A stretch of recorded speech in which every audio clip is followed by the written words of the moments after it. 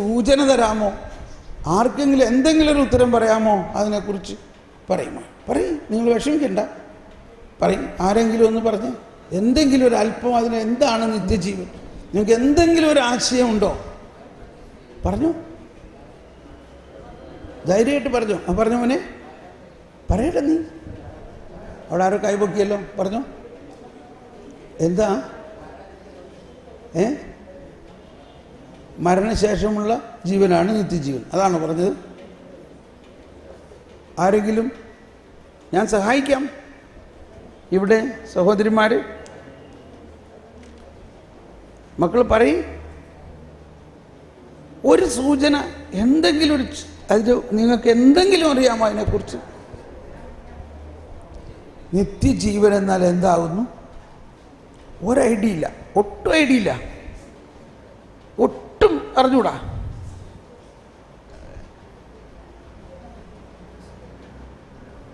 ഒരു ചെറിയ എന്തെങ്കിലും ഒരു കാര്യം ഓക്കെ. എന്നാൽ യോഹന്നാന്റെ സുവിശേഷത്തിൽ 17-ാം അധ്യായത്തിൽ 3-ാമത്തെ വചനം എടുത്ത് വായിക്കാം എല്ലാവരും. അതിലെഴുതിയിട്ടുണ്ട് എന്താണ് നിത്യജീവൻ. എന്നിട്ട് എല്ലാവരും കടലാസിലോ പുസ്തകത്തിലോ എഴുതുക, ആ വചനം എഴുതുക. എന്താ അവിടെ എഴുതിയിരിക്കുന്നത്? എല്ലാവരും ആദ്യം ഉച്ചത്തിലേറ്റ് പറഞ്ഞുകൊണ്ട്, ഏക സത്യ ദൈവമായ അവിടത്തെയും അങ്ങയച്ച യേശുക്രിസ്തുവിനെയും അറിയുക എന്നതാണ് നിത്യജീവൻ. Definition, it is A definition ഇല്ലേ? എന്നാ എല്ലാവരും ഒന്ന് എഴുതി വെച്ച് നിങ്ങളുടെ പുസ്തകത്തിൽ എഴുതിയേ. ഏക സത്യ ദൈവമായ അവിടത്തെയും അങ്ങയച്ച യേശുക്രിസ്തുവിനെയും അറിയുക എന്നതാണ് നിത്യജീവൻ. ഇപ്പൊ നമ്മൾ സ്കൂളിലൊക്കെ പഠിക്കുമ്പോൾ അറിവില്ലാത്ത കാര്യങ്ങൾ അറിയാൻ വേണ്ടി ഇമ്പോസിഷൻ എഴുതാറില്ല. ഇമ്പോസിഷൻ 5 പ്രാവശ്യം. അപ്പൊ ഇതൊന്ന് 5 പ്രാവശ്യം എഴുതാമോ? നിങ്ങളുടെ പുസ്തകത്തിൽ എഴുതാമോ? 5 പ്രാവശ്യം ഇത് എഴുതണം. നിങ്ങളുടെ പുസ്തകത്തിൽ 5 പ്രാവശ്യം എഴുതണം. ഇത് ഇമ്പോസിഷനായിട്ടല്ല, ഇത് നമ്മൾ പഠിക്കാൻ വേണ്ടിയാണ്. എഴുതി പഠിക്കണം. അപ്പോൾ ഇപ്പോൾ 1 പ്രാവശ്യം എഴുത്, ബാക്കി പിന്നെ സൗകര്യം പോലെ നിങ്ങൾ വീട്ടിൽ ചെന്നിട്ട് എഴുതി നാളെ കൊണ്ടുവന്ന് ടീച്ചറെ കാണിച്ചാൽ മതി. കാണിക്കുമോ? നാളെ നിങ്ങൾ എന്നെ കാണിച്ചു തരണം 5 പ്രാവശ്യം എഴുതിയിരിക്കുന്നത്. എന്താണ് എഴുതേണ്ടത്? എന്താണ് നിത്യജീവൻ എന്നാൽ എന്താകുന്നു എന്ന് എല്ലാവരും പറഞ്ഞേ. ഏക സത്യ ദൈവമായ അവിടത്തെയും അങ്ങയച്ച യേശുക്രിസ്തുവിനെയും ഒന്നുകൂടി എല്ലാവരും ഉച്ചത്തിൽ പറഞ്ഞേ. ഒരു കരമുയർത്തുന്ന ഉച്ചത്തിൽ പറഞ്ഞേ. ഏക സത്യ ദൈവമായ അവിടത്തെയും അങ്ങയച്ച യേശുക്രിസ്തുവിനെയും അറിയുക എന്നതാണ് നിത്യജീവൻ. കണ്ടോ? അപ്പൊ അവസാനം എവിടെ വന്നിരിക്കുന്നത്? അറിവിനെ കുറിച്ചാണ്, ജ്ഞാനത്തെക്കുറിച്ചാണ് അല്ലേ? അപ്പൊ എന്തിനെക്കുറിച്ചുള്ള ജ്ഞാനം? സൃഷ്ടാവിനെ കുറിച്ചുള്ള ജ്ഞാനം. നമ്മൾ സൃഷ്ടിയെക്കുറിച്ചെല്ലാം ധാരാളം പഠിച്ചു. നമുക്ക് ആൾജിബ്രയിൽ 100 മാർക്കുണ്ട്, ട്രിഗ്നോമെട്രിയിൽ 95 മാർക്കുണ്ട്. അതുകൊണ്ടൊന്നും സ്വർഗത്തിൽ കയറാൻ പറ്റില്ല.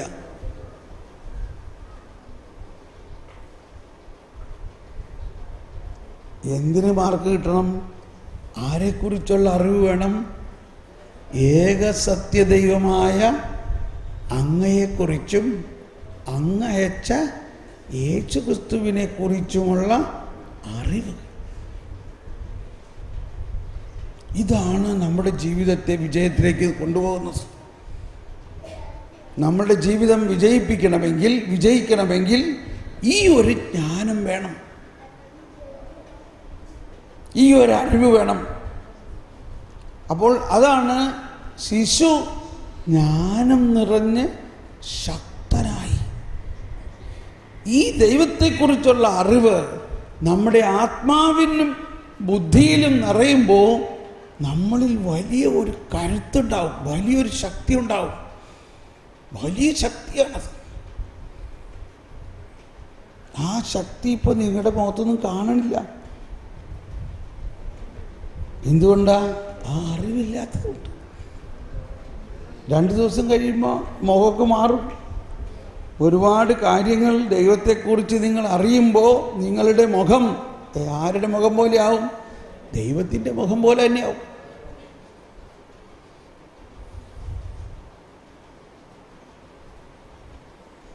ഇനി യേശു ഒരു 12 വയസ്സായ കാലത്തെ കുറിച്ച് ബൈബിളിൽ പറയുന്നുണ്ടല്ലോ, ഇല്ലേ? 12 വയസ്സുള്ള, ഒന്ന് ആലോചിച്ച് നോക്കി, നിങ്ങളൊക്കെ 17ഉം 20ഉം വയസ്സുള്ള ആളുകളാണ്. 12 വയസ്സ് കാലഘട്ടത്തിൽ യേശുവിൻ ദേവാലയത്തിൽ വേദശാസ്ത്രികളോടൊപ്പം വായിക്കാം. ലൂക്ക 2:46. ലൂക്ക 2:46. അവൻ ഉപാധ്യായന്മാരുടെ ഇടയിലിരുന്ന് അവർ പറയുന്നത് കേൾക്കുകയും അവരോട് ചോദ്യങ്ങൾ ചോദിക്കുകയും ചെയ്യുകയായിരുന്നു. കേട്ടവരെല്ലാം അവന്റെ ബുദ്ധിശക്തിയിലും മറുപടികളിലും അത്ഭുതപ്പെട്ടു.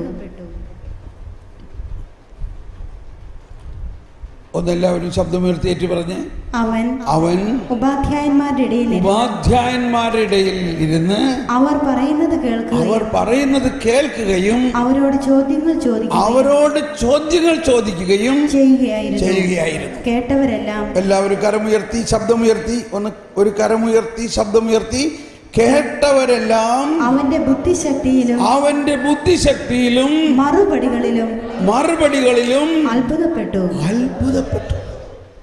കണ്ടോ, എന്തൊരു അറിവായി വരും. 12 വയസ്സ്. ഇത് നമുക്കും ഇങ്ങനെ ആകാം. നമ്മൾ അങ്ങനത്തെ അറിവിന് വേണ്ടി ദാഹിക്കണം.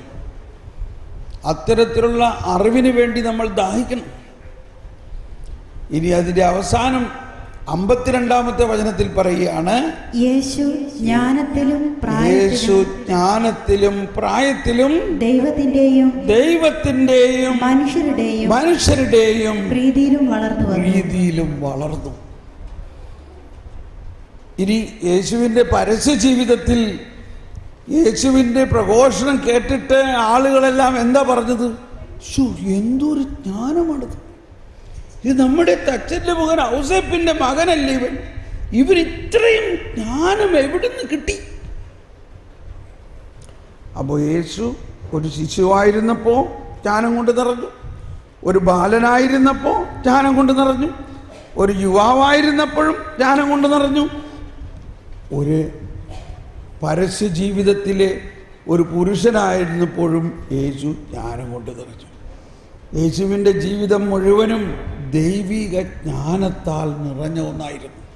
അപ്പോൾ യേശുവിനെ അനുകരിക്കുന്നവരും യേശു ശിഷ്യരുമായ ദൈവമക്കളായ നമ്മളിലും ഈ ജ്ഞാനം കൊണ്ട് നിറയും. അതിനാണ് നമ്മൾക്ക് ജ്ഞാനസ്നാനം നൽകിയിരിക്കുന്നത്. നമുക്ക് എന്ത് നൽകിയിരിക്കുന്നു? ജ്ഞാനസ്നാനം. നമുക്കൊന്നൊരു കരം ഹൃദയത്തിൽ ചേർത്ത് വെച്ച് ഇങ്ങനെ പ്രാർത്ഥിക്കാം. എന്നിൽ വസിക്കുന്ന യേശുവേ, എന്നിൽ വസിക്കുന്ന പരിശുദ്ധാത്മാവേ, എന്നിൽ വസിക്കുന്ന പിതാവായ ദൈവമേ, ദൈവത്തെക്കുറിച്ചുള്ള ജ്ഞാനം നൽകണമേ, നിത്യജീവൻ നൽകണമേ. ഏക സത്യ ദൈവമായ അങ്ങയെക്കുറിച്ചും അങ്ങയച്ച യേശുക്രിസ്തുവിനെ കുറിച്ചും ഉള്ള അറിവ് എനിക്ക് നൽകണമേ. Praise the Lord. നമ്മൾ ഉടനെ തന്നെ ചായ കുടിക്കാൻ പോവുകയാണല്ലേ? വെള്ളമുള്ളൂ, ചായ ഇല്ല. ഓക്കെ, ചായ വേണ്ട. ഇവരൊക്കെ ചെറുപ്പം പിള്ളേരല്ലേ, വയസ്സായ ആളുകൾക്ക് മതി ചായ, എനിക്ക് മാത്രം അല്ലേ? വെള്ളം റെഡിയാണ്. ഒരു കാര്യം അതിനു മുമ്പ്, ഒരു ചെറിയ കാര്യം ശ്രദ്ധിക്കണേ. ഇപ്പോൾ ഇത്രയും കേട്ട കാര്യങ്ങളിൽ നിങ്ങൾക്ക് എന്ത് മനസ്സിലായി എന്നുള്ളതൊന്ന് ചിന്തിച്ച് ശ്രദ്ധിക്കണേ. ഒരു 2-3 മിനിറ്റ് കൂടി, അല്ലെങ്കിൽ ചിലപ്പോൾ പുറത്ത് പോയാൽ പിന്നെ ഇത് പിടികിട്ടില്ല.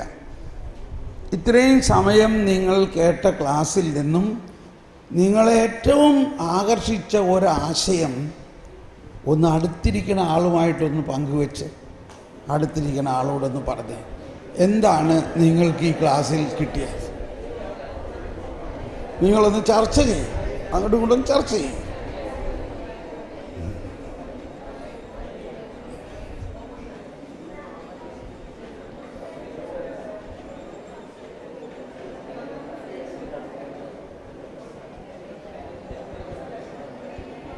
സംസാരിച്ചോ.